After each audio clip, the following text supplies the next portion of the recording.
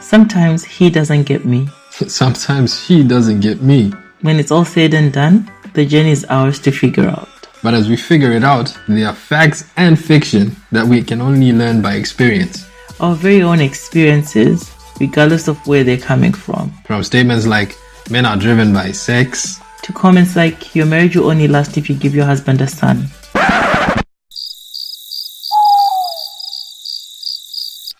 Tight. When it's all said and done, what matters is whether you can identify what's fact. Then what's fiction? This is Ta. I'm T. And this is the Married Now What podcast.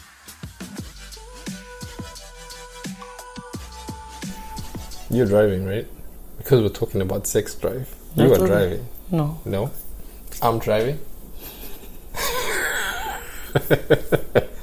We are talking about the sex. That's from a TV show. Yeah, the sex. Was that Married Now What? Married at First Sight? No, our podcast is Married Now What. I know. Was that Married at First Sight? My apologies. I don't remember. We've watched so many seasons of that thing that I think remember. it was. Yeah. It was that guy from Spain. Well, married to the southern chick. It's talking about the sex. Yeah. The things that we watch. It's crazy. It's crazy. Well, what are you gonna do? Mm-hmm. Well, we already know that, in our culture, sex is not a conversation that is openly talked about, as opposed to the Western culture where sex is all that's talked about. If not, it's Donald Trump or something crazy like that. But yeah, today let's talk about sex drive in our fact or fiction section. Okay. All right. And I'm just going to go right into it without even doing any icebreakers and stuff, because I think it'll be a fun topic to talk about. And the statement behind the sex drive thing is it fact or fiction that your husband is driven by sex? Okay. Someone throw that your way, because I'm your husband. Mm-hmm. And you are the observer of my behavior, okay, with regards to sex. Do you believe that that's fact or fiction? I've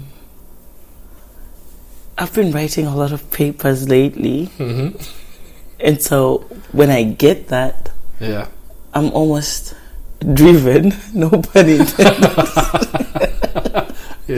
I'm almost driven to reconstruct the title. Yes, reconstruct it. Let's so what would I say if somebody presented themselves and they said to me, your husband is driven by sex? What would I say to them? I'd be like, my husband needs sex. Okay. Right, that would be my response. I guess it's not a big deal, but I'm almost confused by the word driven. Right. Well, need and driven could be synonymous, right? And that's what I'm saying. Like, I guess it's just wordplay. Well played. But well played. That's a good wordplay. I like it. But just the word driven is like, I don't know. Having said that, do men need sex? Fact or fiction? Fact. What gives you that conclusion? And why is my response funny? I'm about to hear your conclusion. I'm laughing because I'm just hearing you say, and looking at your gestures, right? If this was a video, people would probably laugh too. Go ahead, girl. Good. So that's what I'd say. What are your thoughts? Granted, you don't have a husband, but no. What are your thoughts speaking as a man? As a man, as a husband.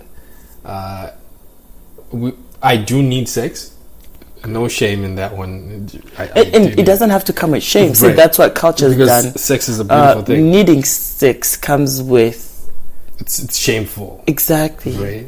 Yeah. Why is it shameful? Why is it looked at that way, though?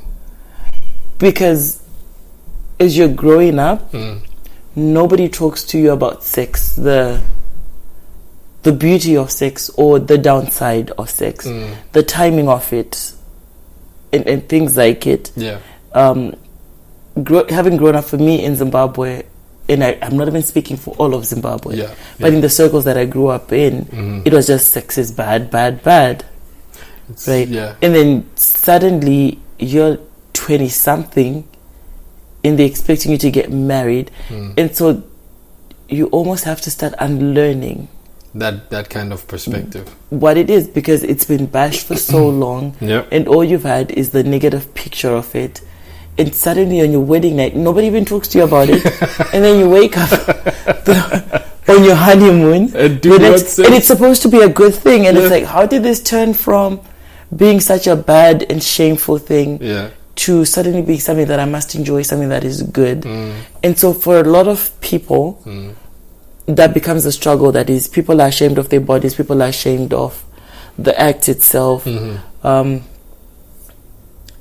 others start learning from other sources. Okay.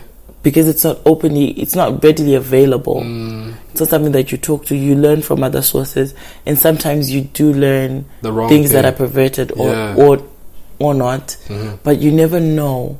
I think that's where the shame comes from. There's shame attached to it. There's guilt attached to it. And I think there should be. For me, I strongly feel that the church hasn't done enough. Okay. In speaking up about sex, and then the world has done too much, and the world has managed to cover, and they've gone to the other extreme. So it's a game of extremes, and there's nobody giving kids, youths, our children, information. I get it. Yeah, so it is a fact that as a man and as your man, I need sex. It is true that it's a polarizing discussion in the sense that, right, if you talk about it, you must be perverted. If you're talking about it in the church, and you do get labeled. Exactly, you get labeled as, oh man, this person, I'm not a Jean, you know what I mean? Exactly, and yet it's affecting us, it's affecting the church, it's affecting. Yeah, I mean, nobody just winds up pregnant, you know, if there wasn't some sort of sexual activity, unless it's one of those scientific approaches to it, right? Yeah, but still, there's from a natural standpoint, yeah. And then, in as much as we want to ignore it, there is so much sexual drama in the church itself. You can say that again, right? And just the way we want to turn a blind eye to it. Is just, I don't know, it's shocking to me. So in terms of speaking about it, right? Because I know there are fellas out there who are experiencing what they're experiencing within their bodies, right? Or at least thinking, man, why do I feel so driven? Why do I feel this need? What are ways in which that discussion can be opened up within the church in your mind, before we even start talking about, you know, what's happening in marriages? Do you follow what I'm saying? So you've got your young adult. He's charged. He's sexually charged. He wants to have sex. The church isn't helping, but because they're saying that, hey, you can't have sex before marriage, which is true, what it is. Which is what it is. It's a biblical truth. But what to do in preparation for, or how to handle that, because there's that risk of looking at your wife as an object, right? Objectifying your wife when you get married because all you want is sex, right? And not looking beyond that. What are some discussions that need to happen in the church, in order to equip the fellas going into marriage, and, you know, with regards to their need for it? I think this is a difficult question for me, mainly because I'm not male. Yeah.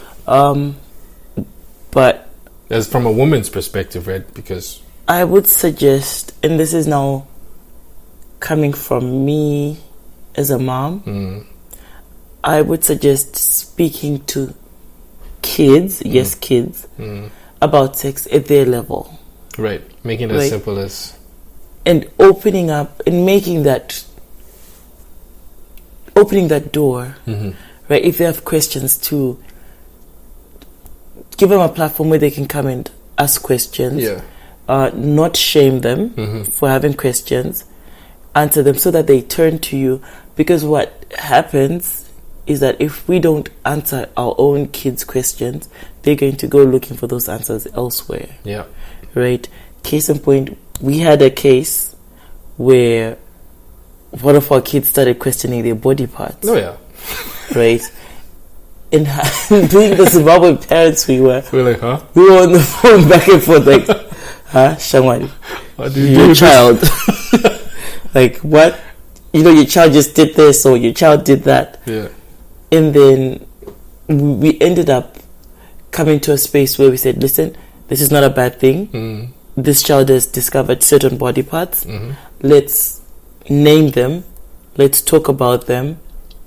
And for me, it also leads into a conversation for body autonomy. Like, nobody touches your body this way. It gives you that platform to start talking about it and to find out if somebody's been touching them. Exactly. Or if somebody's doing something that's wrong. And for me, as the mom, I was like, no pet names. Because somebody could come and touch your child and give their body parts a pet name. Exactly. And you'll never know. And you would never find out what really happened. Yeah. And so it's something that's close to my heart. Something that I talk to the kids about at their level. Of course. I'm obviously not going to download some integrated science biology class on them. You're not doing that. And sometimes it's as simple as, here's your baby pictures, this is you as a baby, where did you come from? And answering those questions. My 4 and 3-year-old really don't believe they once lived in my tummy, but I've told them where they came from. They just know I was never in mommy's tummy. Yeah. But that's something that needs to happen. That's something that I'm learning to start talking about it now. Should they come in grade 5 and have different questions? It's already built. It's already existent. It's something that we can comfortably talk about. I'm not uptight about it. I feel the church needs to get the right resources. We don't always know it all. Get the right people in to come and talk about speak. That stuff. Yeah. I remember when, and bless him, Pastor Ivan started talking about sex, that he had so many comments on him for doing this. Yep. But you was one of the few pastors who decided that he was going to be real about it. To just, to come up and start speaking about it. And he also got a following. Yeah. Because people are curious to find out what is going on. It's the same thing with Pastor Gwen and the husband. I think, don't quote me, I think their last names are the Kanonongas. Okay. And they do the same thing, sex education couple, and couples. Yeah. And it's fun. And you find people are drawn to it. And yet there's still the guilt and the shame and the embarrassment that goes with it.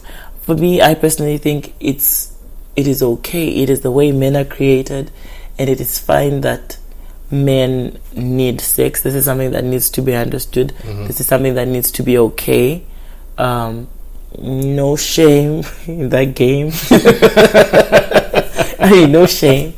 And I feel like it's okay that my husband needs sex. Of course I do. I need it. Girl, I need it. And the reason why... And then I also think that if he goes for a long time without sex, he gets grumpy. I sure do, and I was going to go in that direction, because now we're segueing into, from a marriage perspective, the reason why it's a fact that we are driven. Yeah, I need to know why.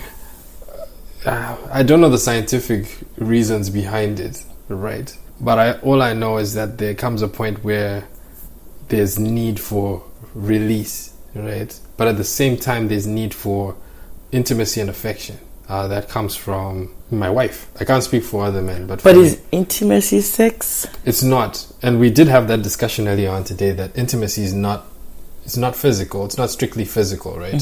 There are other layers to it. As a matter of fact, the deeper and best layers of intimacy are not even sex, right? Okay. Sex is just it's not just, but it's an act that expresses intimacy, right? But when it comes to why I'm driven that way or wired that way, and why I'd like to think men are wired that way, is because it's by God's design, right? That it is. That when man and woman are married and in their union, they have a way in which to express their love for each other, right? I love you wears thin over a period of time, right? But an action behind I love you speaks volumes, right? And also sex is fun. It is. Yeah. But it's interesting that you would say that. Okay. Because my mind quickly rushed to, what about one night stands, right? Is sex for men always an expression of love, or is it a need for release? Now it depends on the mental state of that man, because in as much as there's the need for release, the intentions play a huge part in why there's that push towards needing that release. Do you know what I mean? So for example, you and I go on a dinner date. It's a great date. We start talking about the deepest parts of ourselves. We really connect. We come back home and the conversation is still going. And I'm drawn to you, you're drawn to me. The act of sex is pretty much putting not a full stop, but putting a icing on the cake that what we were talking about. I really connected with you, and you are expressing that this way. When it comes to one night stands, the intent there is strictly that release, right? And it's coming from the wrong mindset. The drive is not in the correct lane. It's all about what can I get from, right? As opposed to within marriage, sex should be what can I give. Do you know what I mean? It should be an experience where both ends are working at giving as opposed to taking. You know what I mean? So it's very unfortunate that the whole one night stand thing happens. And if I could have conversations with women, one of the things I'd say to them is protect your virtue. Don't give it away. You are expensive as you are. Don't go, giving it off. And it's something that I want to teach our daughter. But what if they need release too? Well, that's what that's what we'll need to discuss in another episode, where we talk about sex from a woman's perspective and stuff. But for me, that's really my perspective on it, right? Because I've heard that a couple, and I guess I'm talking about this within the confines of marriage, a couple could be fighting, and the man would still need sex and still try to put aside the fight and have sex and then turn on the fight again. I don't know. But I guess it and I just struggle to understand that dynamic. That how do you have sex when you've had a fight? And for men, like, I've seen this on Facebook groups and things like that. Like, how is that possible? But is there? I ask myself. There's a thing called make-up sex, right? Yes, but this is not makeup. This is just, yes, we're fighting, but I still have a need. I can't wrap my head around that, because if you and I are in conflict, that's not the first thing I'm thinking about. Right? Granted, there's some people out there who have libidos that, but I don't really think it's about that. I just think it's just a weird dynamic, and maybe we could hear from other people. And there's even women now who've said on the groups, well, if you're upset, you still do have intercourse and then come back and deal with the issue separately. Like, almost everything is put on hold, is boxed. Everything is its own box almost, and it doesn't continue on. And this is also the advice that's out there for women. Yeah. At baby showers, if you're upset at your husband, it doesn't matter. Give him some anyway. Exactly. But then that objectifies the woman, though, right? Is that a good lesson to teach? I don't know, because I feel like the reason I don't know is because I know it'll backfire if I comment. It's so. What do you mean it'll backfire? All those African aunties that are tuning in, that are listening and waiting to say, That's like, yeah, what kind of person are you? But I just thought to ask. Yeah, no, because for me, it's exactly as I've described it. As in, if we're gonna have have that fun. It has to be fun. It has to be both ways. It would be borderline rape if it was any other way, to me. And that's what I think. Yeah. I have to agree with that. Like, why are you going to force it? Because it's not about you being, obligated to give me some because you know that I need some. But where does that put you, right? That, for me, gives that impression that you're an object, right? Or you're subservient to my needs. And that's not the way it should be. And that's how culture has it. Which is very wrong. Anyway, should we call it a wrap? Yeah, I think we should. We should call it a wrap. Absolutely. Guys, ladies, gentlemen,